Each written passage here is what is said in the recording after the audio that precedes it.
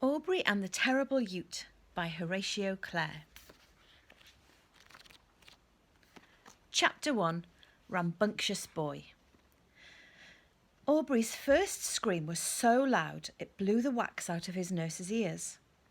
All babies cry when they're born, but Aubrey's wow was so fierce it also set off a doctor's car alarm. She was an elderly nurse with a face like a kindly gargoyle. She washed him and wrapped him in a blanket. "This child has the howl of a wolf," the nurse exclaimed. Aubrey took another breath and yowled so loudly he went purple. He kicked like mad too, catching the nurse a good hoof in the guts as she handed him to his mother. "Ugh," she gasped, "and he's—" She searched for the right word, unable to breathe until she found it. "Rambunctious." The nurse could not remember the last time she'd said rambunctious, but she knew that it was an American word which means exactly what it sounds like. Blowing out earwax, winding his midwife, and setting off a car alarm were Aubrey's first rambunctious acts, and he achieved them in under a minute. There is a theory that very small children subconsciously remember everything they hear. I don't know if it's true, but rambunctious, wolf, it might explain what happened next. Next, when he was less than a year old, Aubrey saw someone running past the house where he lived with his parents. He decided it was time he ran too. At his age, wolf cubs can run marathons. Aubrey had barely learned how to stand. Quick, he thought, get moving. He jumped up, threw himself forward and flung out a leg just like a runner. His body kept going forward, but the leg gave up suddenly. The floor flipped up and bashed him. He tried again many times. Bonk, thump, bump. It was like listening to apples rolling off a table. "That's Aubrey again, smashing the place up," remarked Mr. Ferriby with a grin as the thuds and blows of Aubrey's running practice reverberated through Woodside Terrace. The Ferribys lived next door. Mr. Ferriby was an expert on the astonishing array of sounds Aubrey created as he became bigger, stronger and more adventurous. Aubrey's parents begged him to be patient. "Please try walking first," implored his mother Suzanne. Suzanne was a nurse. She knew her son was tough, but she was worried he would hurt himself. "It's the traditional next step," his father said. Jim was an English teacher who loved stories. He was secretly delighted that his son did not seem interested in following the normal story pattern of stand, then walk, then run. The little boy ignored them both. He specialised in ignoring Jim and Suzanne. He loved them, but you can't spend too much time listening to your parents, not if you want to live life to the limit. Live to the limit was Aubrey's philosophy at this point. Having a philosophy is a very good thing, especially if it leads you on a life-saving quest. However, having a philosophy is not such a good thing if it leads you to crash 2 cars before you're old enough to drive one, which was Aubrey's next trick. When he was 4 years old, Aubrey thought it might be fun to take the car for a spin.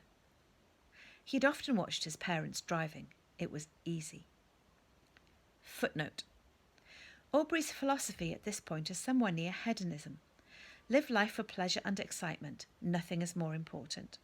An ancient Greek genius called Democritus came up with the idea that contentment and happiness are the aim of a well-lived life, and if you feel them, it proves you're living well.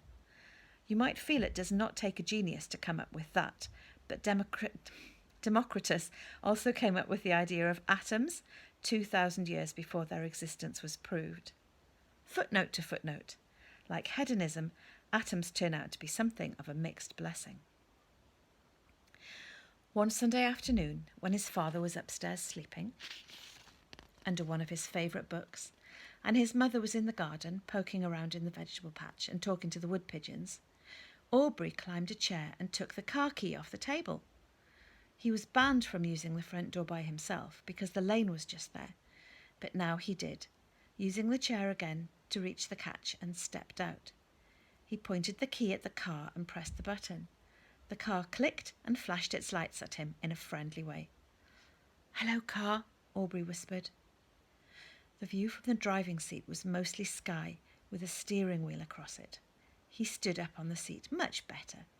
He could see down the lane towards town, and he could see Rushing Wood rising up on both sides of the valley, and he could see Mr. and Mrs. Ferriby's smart blue German car parked smack in front of him.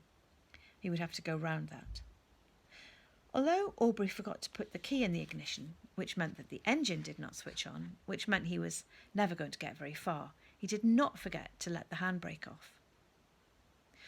He had watched Jim and Suzanne haul it up, push the button and let it down. Aubrey did this with both hands while standing on the seat. It worked a treat. The lane just there tilts slightly down towards the town, so as soon as he released the brake, the car began to move. "Yep," cried Aubrey. It was one of his favourite words. "Yep," he shouted as the car began to roll properly, and he turned the steering wheel hard to the right, because Mr. and Mrs. Ferriby's car was very close now, and he had to go round it or... Crunch! Mr. Ferriby's car began to shout and wail like a goose and a donkey having a fight. Honk, honk, hee-haw, and flash all its lights in distress. Because Woodside Terrace is a very quiet place where nothing really disturbs the peace except the postman, the parking ticket patrol, the waste disposal truck, the delivery lorry to the tea room and the old mill, the 10,000 tourists who pass every summer on their way to explore the Rushing Wood, as well as all the people who go walking, running, cycling and exercising dogs every day, the sound of car alarms is seldom heard there. Mr. Ferriby had never even heard his car's alarm before.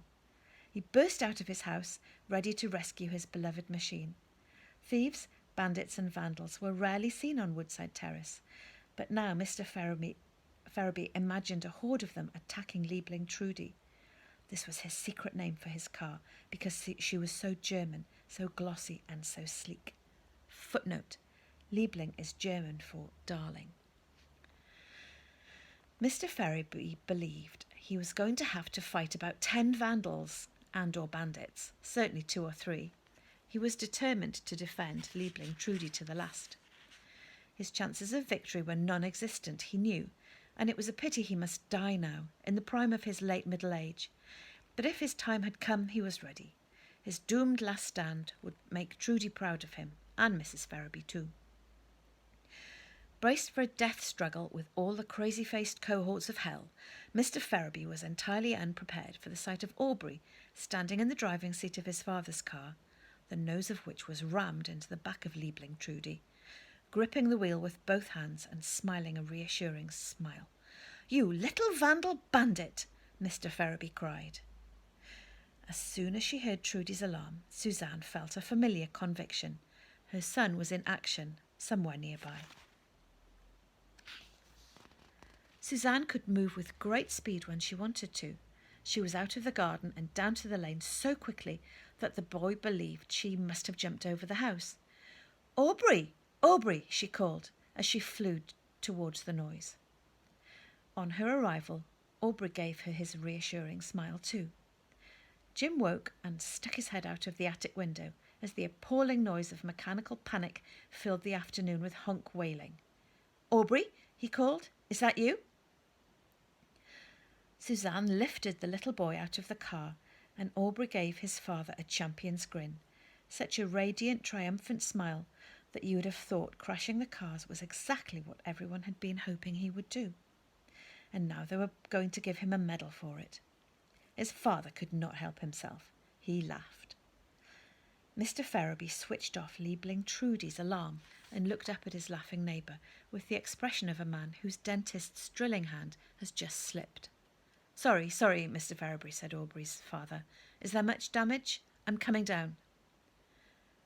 "Your car has a great alarm, Mr. Ferriby," said Aubrey admiringly, but his compliment was lost under the many apologies his mother was making and the telling off she was giving him at the same time. "Did you just jump over the house, Mum?" he asked her, but she did not seem to hear. She was very busy with Mr. Ferriby. Mr. Ferriby did not go bright red and raw. "If you can't control that child, I'm going to eat him," which part of him longed to roar, the same part which wanted to throw his hat on the ground and stamp on it until he felt better. He was a good man, and besides, he was not wearing a hat.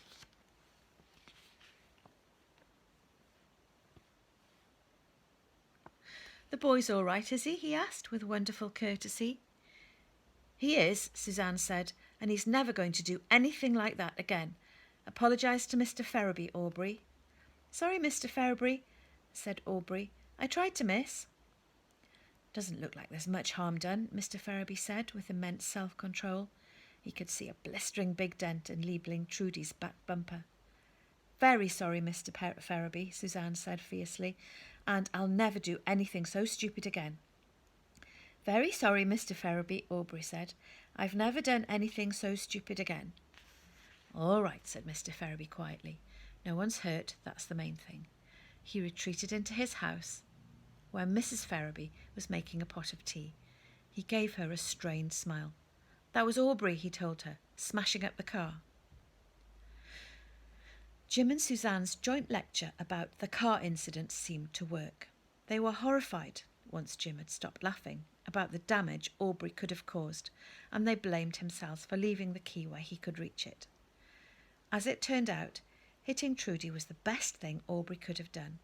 Had he missed her and set off in a car which he had no way of controlling? Suzanne said she shuddered to think of the consequences. Aubrey said he would have used the handbrake, and Jim had said actually the lane levelled out and he wouldn't have gone far. But Suzanne said she was not interested in their theories. What was dangerous, illegal and wrong would always be dangerous, illegal and wrong. Jim and Aubrey had to agree with that. Of course, Aubrey still ignored his parents' instructions when it came to flooding the bathroom, raiding the fridge, skiing down the stairs, which came much closer to killing him than driving the car, wearing the cat like a bearskin hat, setting water traps for Jim, and riding his bicycle backwards down the steep bit of the garden. He only needed 3 stitches after that, which Suzanne did for him. But he was careful not to pull anything too stylish, dramatic or dangerous, because he loved his parents and he did not want to worry them. For the next few years, the boy went to school, read books, messed about, played games with his friends, loved the holidays and grew. But then the horrendous spell came over his father and everything began to change.